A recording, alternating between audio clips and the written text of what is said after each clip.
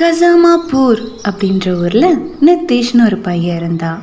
அவன் எல்லாரையும் ப்ராங்க் பண்ணி ஏமாத்திட்டு இருந்தான். அதனாலே எல்லாரும் அவன் எது சொன்னாலும் நம்பக்கூடாதுன்னு முடிவெடுத்தாங்க. ஒரு நாள் இரவு நிதிஷ் காய்கறி வாங்கிட்டு அவன் வீட்டுக்கு போயிட்டு இருந்தான். வானமே கிட்ட வருது, காய்கறிய சமைக்க சொல்லுது. அப்போ அவன் எதையோ பார்த்துட்டு அதே இடத்துல ஷாக் ஆகி நின்னுறான். ஜம்பரேஜோ நாளைக்கு ஒன்ன பலி கொடுக்க போறே.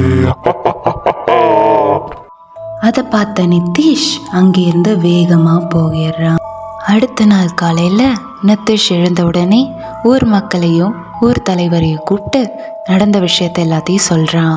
ஏன்பாடா புதுசா சொல்லி சொல்லி ஏமாத்திட்டே இருப்பியா? இப்ப பேய் கதையா? பாப்பா வேலையை பார்த்து பாப்பா. இல்ல, நான் சொல்றது உண்மைதான், நம்புங்க, தயவு செய்து நம்புங்க. அப்போ அங்க ஒரு பொண்ணு வந்து, இவர் சொல்றது உண்மைதான், அது என் தம்பியை தூக்கிட்டு போயிடுச்சு, ப்ளீஸ் காப்பாத்துங்க, தயவு செய்து காப்பாத்துங்க. இந்தம்மா அழாத, நைட் அந்த பேய்க்கு நாங்க ஒரு வழி பண்றோம், நீ கவலைப்படாம போயிட்டு வா, உன் தம்பி எப்படியாவது காப்பாத்திடலாம்.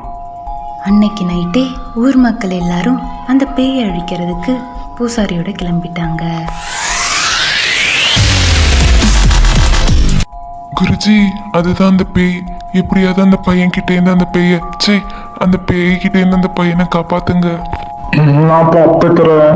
Baby Saju my, baby Saju my.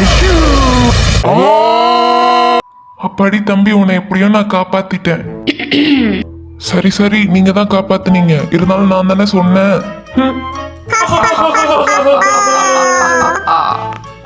Nitish அப்புறம் பிராங்க் பண்றதை ஸ்டாப் பண்ணிட்டான்.